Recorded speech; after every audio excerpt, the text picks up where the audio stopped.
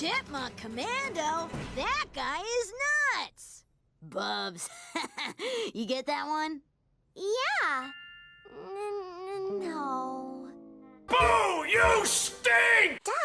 Psst, check out my Patreon.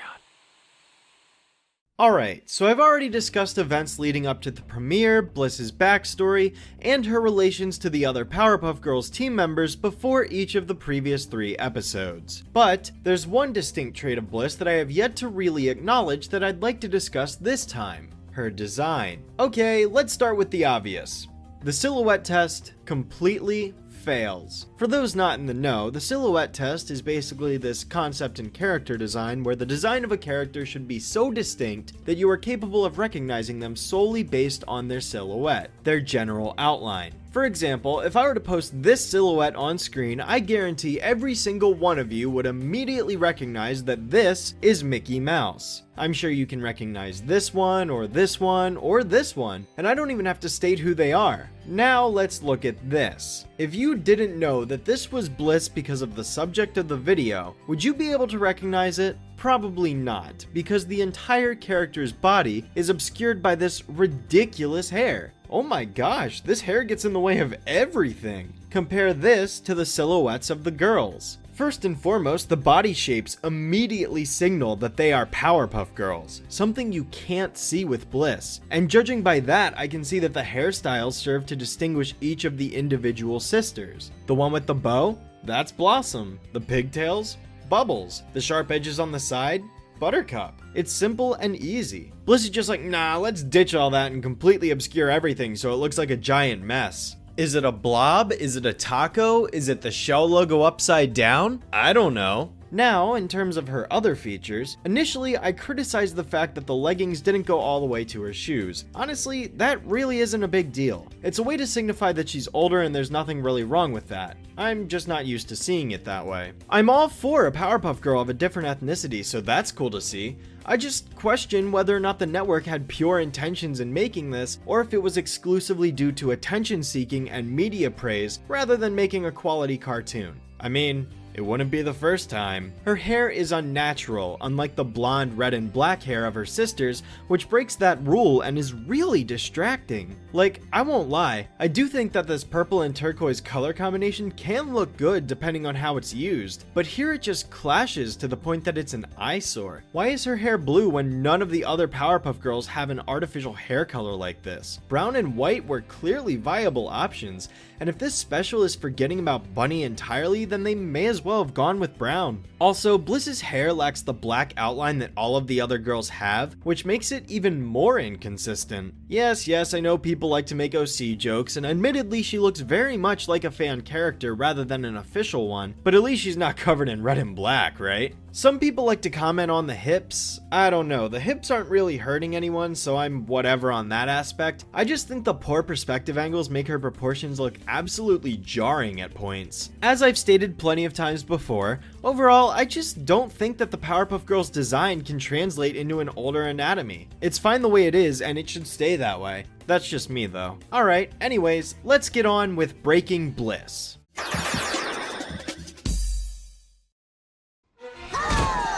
Oh, off to a good start already. The girls are fighting this giant villain by the name of Tyrannosaurus Tex, and Bliss just utterly decimates the guy while the other 3 girls stay still and do nothing because they're useless in the presence of the excessively more powerful and clearly superior new character. His defeat ends in a transition into a giant simulation room, a reference to the room seen that one time in Bubble Vicious, so I think this is another nifty callback to the classic show that I can appreciate because this is getting some use here. It's not brought to attention either, so viewers who recognize it are able to catch it, while those who may not don't lose anything whatsoever. Although, more flaws begin to shine through when the professor comes in and tells Bliss that she's not ready to fight crime yet. I aced every simulation. Yes, but your powers are still untested. Okay, what the hell? What on earth do you mean they're still untested? What else is this room supposed to be simulating if it's not fighting crime? Bliss just wiped the floor with this dinosaur while the other 3 girls sat there and watched. She had complete control. She's just what are you talking about? Girls, I have made my decision. It's for your own good, Bliss. You'll just have to trust me. But, Professor... Trust nothing. What a garbage parent. I'd like to point out that after Bliss disappeared, the dude didn't even try to go looking for her. The professor is the epitome of shit tier character, and despite what the first episode may have done for him, this undoes all of that and makes him an utter garbage excuse of a father. The girls even try to defend Bliss and he just cuts them off, unwilling to have an actual discussion because it's his way or the highway. The girls get called into action, so Bliss heads back to the room and plays Cattleship with me to pass the time while she waits for them to return. I don't know why he won't let you fight. I've seen your powers for a long time. Yeah, so it's revealed me can talk now. Oh, and shapeshift too. Can't forget that. He basically serves to be the devil on her shoulder, talking to her about the current situation that Bliss is dealing with and trying to convince her that the professor is wronging her. Which, I mean, yeah, that's completely true. 100%. They can't get too deep into their conversation though, because the girls get back and talk about how awesome they were at beating up this villain named Chipmunk Commando, causing Bliss to feel left out because once again the main trio of girls do not show her any respect and gloat selfishly to themselves instead. Somebody is getting a gold star. And of course, it's me. For leadership. High five, girls. Yeah! Screw you, you're not even trying to hide it. Cut to dinner time where there's clearly some obvious tension going on between Bliss and the professor. Again, which is completely uncalled for from the professor. The girls at least recognize this and try to suggest she shows up at school on Monday, but the professor's not having any of that either. She can learn from the Talon spell. My rooster says...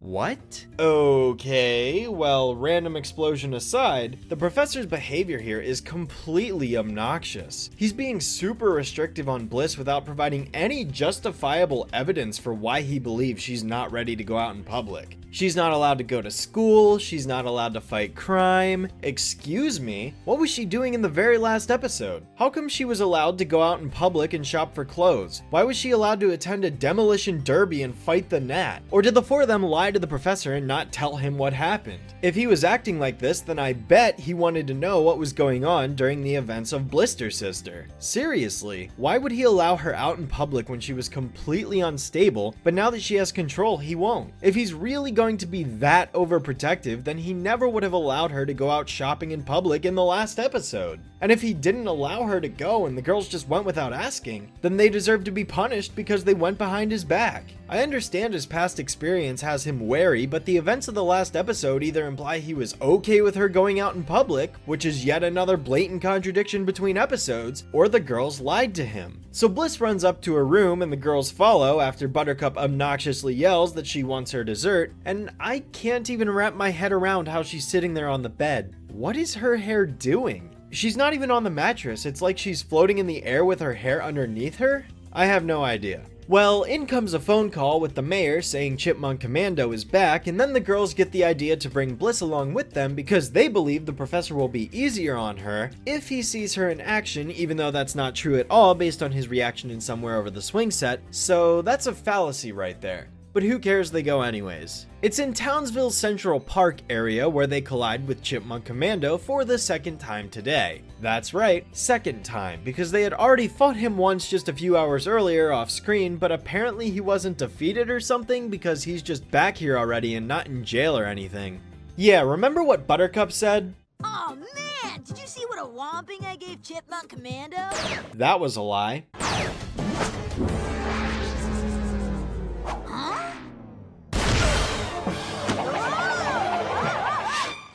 Speaking of Chippy here, he's basically as if someone took Alvin from Alvin and the Chipmunks, Quicksilver from X-Men, Bill from Contra, and an Australian Jeff Bennett, threw them in a blender, and popped out this guy right here. He defeats all of the girls with ease, except Bliss, who actually beats the tar out of the guy way beyond what she should have, as she begins to use beating up on him as a way to vent her frustrations about what she's dealing with the professor. Chippy waves the white flag and surrenders, but she just keeps on going anyways, and nothing's done about it until the girls fly in and protect him from one final energy blast. It's not much of a fair fight though. I mean, Bliss just chucks a few things at him and then releases a dozen energy bursts while he screams in agony. If there is one positive I have to say about this, it's that I like how Bliss's hair glows when she uses her powers. It does kinda look cool, but that's about it. This also again shows just how overpowered this character is. I mean, she's already established to teleport and use telekinesis, but now she can shoot energy balls out of her hands at will, as if the other powers weren't enough. Like,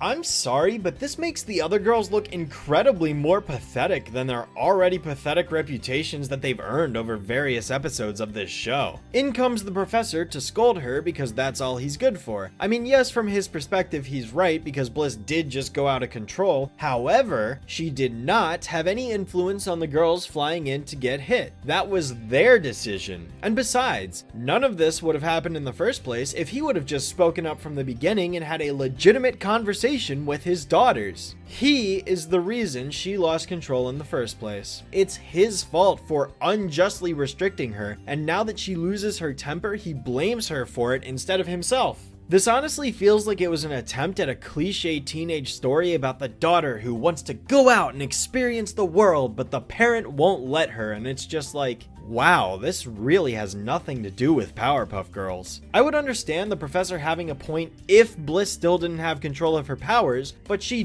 does have control, as ham-fisted as it is. This entire sequence of her beating up on the Chipmunk Commando, it wasn't her losing control of her powers, it was losing control of her temper and emotions. The powers was just what she was using to let out her frustration. I would also understand if he confessed that he didn't want to lose her again, but he doesn't do that either. What a caring father. This leads me to capitalize on the opportunity and reveal himself to be a very familiar face that was under a disguise the whole time. They don't understand how beautiful your powers.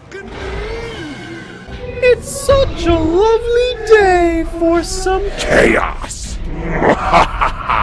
Oh man, I love doing that. It's so much fun. Yep, him reveals himself to be me all along, and he manipulates her into combining with him so that he can access all of her ultra overpowered abilities and improve his strength even further beyond his own limits. That's right, me was him and him was me, so this opens an entirely new can of worms with quite a few more questions that go unanswered. It's also fitting that they're both pronouns used to address somebody, and I didn't really see this twist coming the first time I watched the special. I thought it was genuinely unexpected, but in a good way. However, we are now expected to believe that him just spent the past 10 years on an island with Bliss, disguised as an elephant. How did he find her? How was he able to live on that island and torment Townsville or the girls at the same time? Not to mention the fact that he also had to pretend to be the guitar shop guy and Harvey. Oh, and most importantly, why is he only doing this now? Why couldn't he have persuaded her into siding with him at a young age when she was vulnerable, when she abandoned the professor and had nothing left to lose? He could have totally capitalized on that and made her an ally way sooner than this. What made this moment the crucial time for him to combine with her and not any point earlier? By allowing Bliss to spend time with her sisters, he ran the risk of her siding against him. I mean, yeah, it works out for him here, but sound reasoning and logical thinking would dictate that this is a horrid risk for his plan that serves no reward.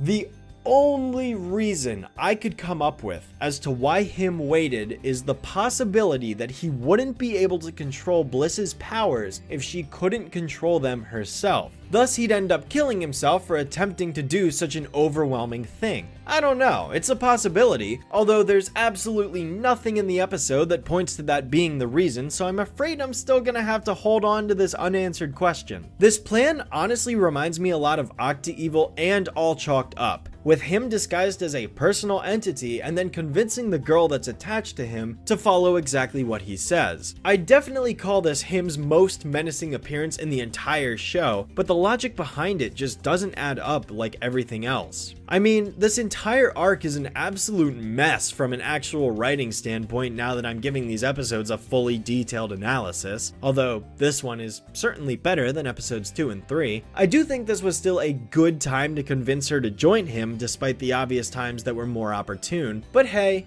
he still gets to her after the girls and the professor have been treating her like shit for the past 2 episodes anyways. Now, him claims that the girls didn't stand up for her, but Bliss was there. She saw that they did indeed vouch for her in front of the professor, but he shut them down quickly before they could explain themselves. It's true that all of him's persuasions do apply to the professor, but not the girls. They were disrespecting her in a different way, and that should have been acknowledged. Remember the gold star?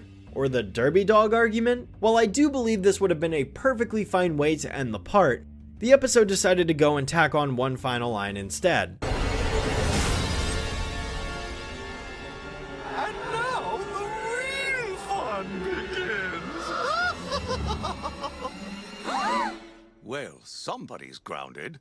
Thus, continuing the trend of ruined endings with dumb gags that do more harm than good. He also never follows through with it. That's basically the end of this episode though. It ends off on a cliffhanger with the two having combined together, and this continues directly into part 5 as opposed to each of the other episodes, which all seem to start with a brief time skip following the events of the previous one. On the rating scale, I'd consider this the middle of the road episode. It's not as bad as episode 2 or 3, nor as good as 1 or 5. Still, the story is more contained and isn't an exposition dump or filler like the aforementioned ones, so it's better in that department. The only serious issues are the blatant canonical contradictions in Him's reveal and the professor, surprise, surprise. It's an okay rising action episode that flows right into the grand climactic finale it's been building up to. That about does it for episode 4, so I think it's about time we end this thing.